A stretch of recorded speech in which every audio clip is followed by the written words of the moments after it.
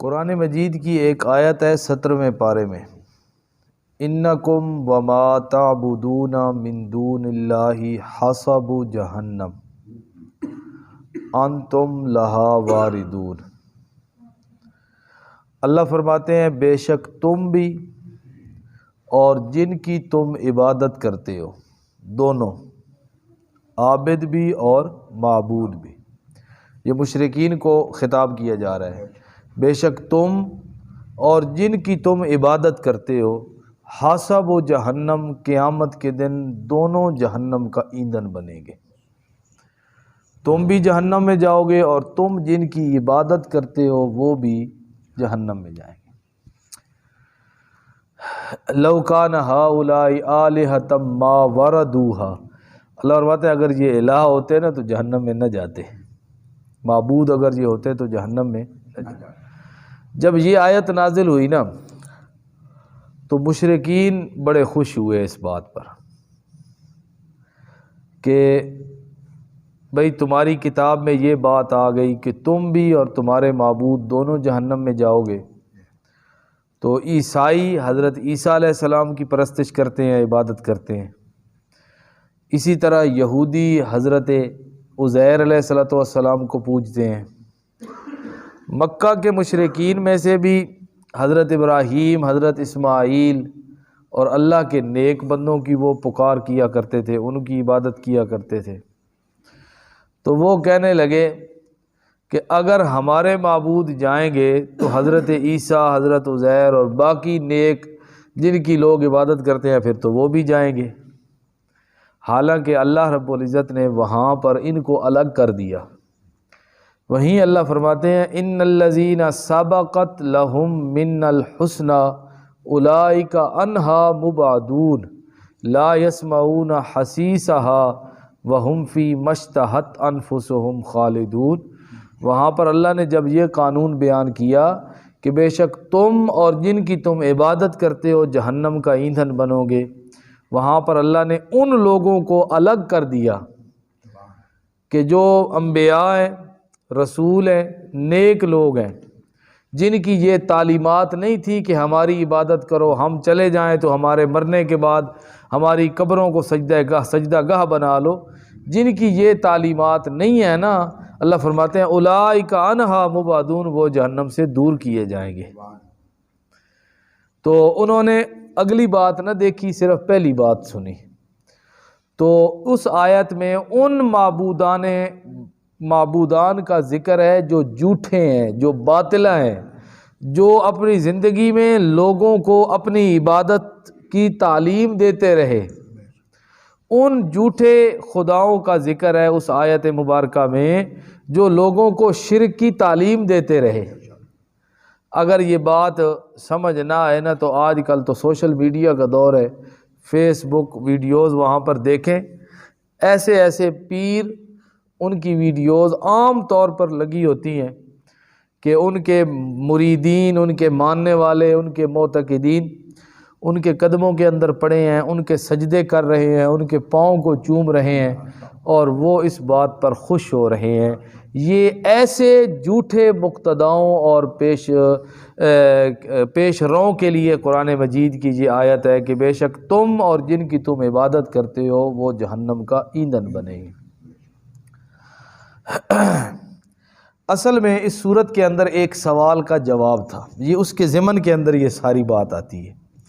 سوال مشرکین کی طرف سے یہ کیا گیا کہ ہمیں پہلی کتابوں کے اندر اور پہلے لوگوں کی تعلیمات کے اندر یہ بات ملتی ہے کہ اللہ کے علاوہ اوروں کا سجدہ کرنا جائز ہے۔ حضرت عیسیٰ علیہ السلام کا سجدہ، حضرت عزیر، یعنی اللہ کے علاوہ اوروں کی عبادت کی ہمیں تحریر ملتی ہے، نقل ملتی ہے۔ تو اللہ رب العزت نے اس آیت میں، اس صورت میں اس بات کا جواب دیا کہ میرے نیک بندے بشمول انبیاء کرام علیہم السلام وہ کسی کو شرک کی دعوت دے کر نہیں گئے، کسی کو غیر اللہ کی عبادت کا کہہ کے نہیں گئے۔ بعد میں ان کی تعلیمات کے اندر تحریف کی گئی، تغیر کیا گیا، تبدیلیاں کی گئیں اور بعد میں ان کے جو بعد میں جانشین بنے برے جانشین، انہوں نے آ کے ان کی تحریرات کو اور ان کی تصنیفات کو اور ان کی تقریروں کو اور ان کی تبلیغوں کو بدل ڈالا، اور جو جگہیں اللہ کے توحید کے مراکز تھے اس جگہ پر ان لوگوں نے شرک اور کفر پھیلانا شروع کر دیا۔ آپ ہمارے یہاں اس علاقے کے دیکھیں نا، یہ جو ہمارا بر صغیر جس کو کہتے ہیں، پاکستان، ہندوستان، بنگلہ دیش، یہ جو علاقے ہیں، یہاں پر بڑے بڑے نیک لوگ، اولیاء اللہ، جنہوں نے مختلف علاقوں کے اندر ڈیرا لگایا آ کر، اب انہوں نے اپنی زندگی میں ان کاموں کا حکم نہیں دیا جو آج ان کے درباروں اور ان کی قبور کے اوپر ہو رہا ہے۔ انہوں نے اس بات کی قطعاً دعوت نہیں دی، انہوں نے اس بات کی قطعاً تبلیغ نہیں کی کہ ہمارے مر جانے کے بعد ہماری پختہ قبریں بنا لینا، ان کے اوپر دربار بنا لینا، ان پہ عرس، میلے، قوالیاں، ناچ گانے، کنجر خانے تم کرنا، ہماری قبروں پہ آ کے نظر نیاز چڑھانا، ہماری قبروں کے طواف کرنا۔ ان باتوں کی تبلیغ اللہ کے ان نیک بندوں نے نہیں کی۔ یہ ان کے جلے جانے کے بعد آہستہ آہستہ وقت گزرنے کے ساتھ ساتھ لوگوں نے ان کی تعلیمات کو بدل دیا اور ان کی ان جگہوں کے اوپر انہوں نے شرک اور کفر کو رواج دے دیا۔ اللہ رب العزت قرآن مجید میں تیسرے پارے میں اللہ فرماتے ہیں، ما کان لبشر ان یؤتیہ اللہ الکتاب والحکم والنبوہ ثم یقول للناس کونوا عبادا لی من دون اللہ۔ اللہ فرماتے ہیں ما کان لبشر، یہ بات کسی انسان کے لیے جائز ہی نہیں ہے، مناسب ہی نہیں ہے۔ کون سا بشر؟ ان یؤتیہ اللہ الکتاب، جس کو اللہ کتاب دے، حکمہ، جس کو اللہ حکمت دے، نبوہ، جس کو اللہ نبوت دے دے۔ میرا وہ بندہ جس کو میں نے نبوت دی ہے، جس کو میں نے کتاب دی ہے، جس کو میں نے حکمت کا علم دیا ہے، اس کے یہ مناسب ہی نہیں ہے کہ ان یقول للناس کونوا عبادا لی، کہ وہ لوگوں کو کہے میرے بندے بن جاؤ۔ یہ ان کی منصب اور ان کے مقام کے مناسب ہی نہیں ہے یہ بات کہ جس کے پاس نبوت ہو، جس کے پاس رسالت ہو، جس کے پاس نبی کے اوپر نازل ہونے والی کتاب کا علم ہو، وہ یہ نہیں کہہ سکتا لوگوں کو کہ کونوا عباد لی، میرے بندے بن جاؤ، میری عبادت کرو، میرے سامنے سجدہ کرو، ولیکن کونوا ربانیین۔ ان کی تعلیم یہ ہوتی ہے کہ بن جاؤ ربانیین، رب رب کرنے والے۔ کیا ان کی تعلیم کیا ہوتی ہے؟ رب رب۔ ان کی تعلیم تو شرک اور کفر کے منافی ہوتی۔ یہ ہمارے قریب علاقہ ہے جھنگ، وہاں پر حضرت سلطان العارفین حضرت سلطان بہو رحمۃ اللہ علیہ کی قبر ہے۔ وہاں پر جانے کا اتفاق ہوا تو جو آج کل ان کی قبر پہ جو معاملہ کیا جا رہا ہے، کیا وہ یہی تعلیم دے کے گئے تھے؟ نہیں۔ ان کی دیوان بہو ملتی ہے، کافی اس کے اندر بھی تبدیلیاں کی ہیں، لیکن پھر بھی کچھ نہ کچھ چیزیں اس کے اندر اب بھی باقی ہیں۔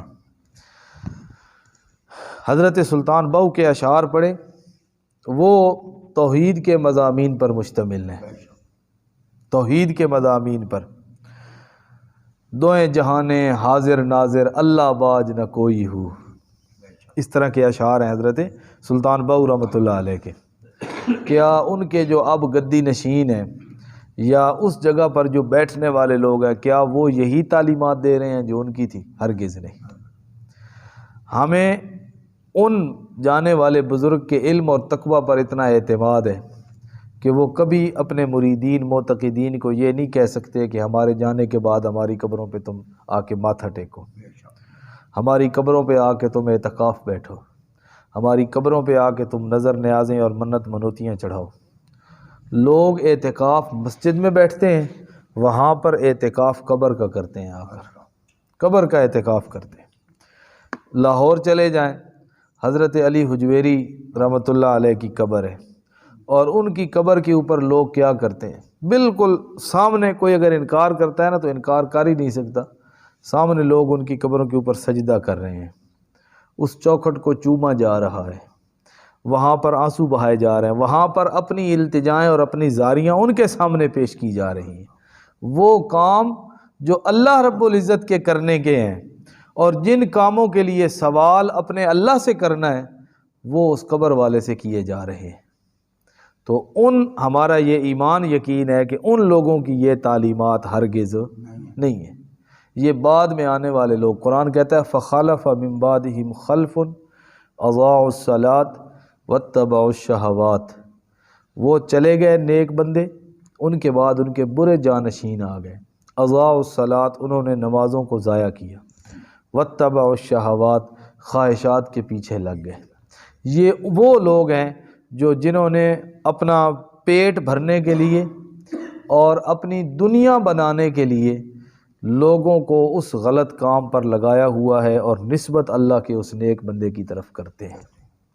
تو اللہ فرماتے ہیں وَلَٰكِن كُونُوا رَبَّانِيِّينَ، میرے نبیوں کی یہی تعلیم ہوا کرتی تھی کہ وہ لوگوں کو کہتے تھے رب والے بن جاؤ، رب رب کرنے والے بن جاؤ۔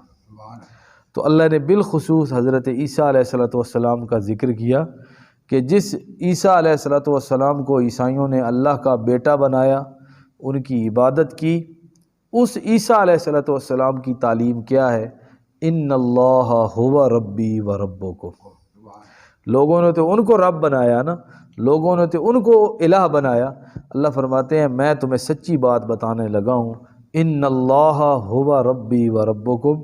عیسیٰ علیہ السلام کی یہ تعلیم تھی کہ بے شک اللہ میرا بھی رب ہے، تمہارا بھی رب ہے، فاعبدوہ، اسی کی عبادت کرو۔ ان کی تو یہ تعلیم ہے کہ اللہ کی عبادت کرو۔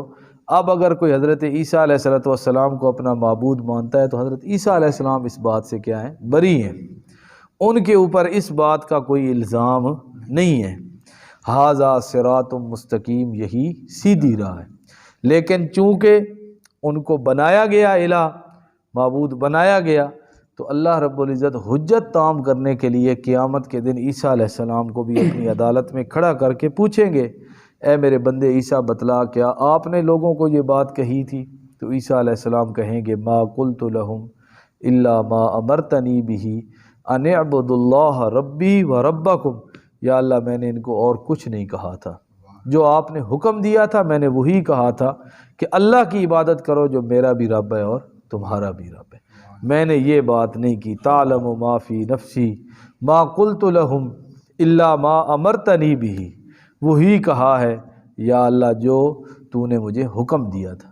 تو اللہ رب العزت حضرت عیسیٰ ابن مریم کے تذکرے کے ضمن میں یہ ساری باتیں بیان فرما رہے ہیں کہ عیسیٰ علیہ السلام بھی اور میرے باقی تمام انبیاء بھی اور تمام نیک لوگ بھی جن کی قبروں کے ساتھ یہ معاملات ہو رہے ہیں، ان تمام کی یہ تعلیمات نہیں ہیں۔ ان تمام نے لوگوں کو اللہ کی طرف بلایا، بعد میں آنے والے لوگوں نے ان کی تعلیمات کو اور ان کی تبلیغوں کو اور ان کی تحریروں کو تبدیل کر دیا۔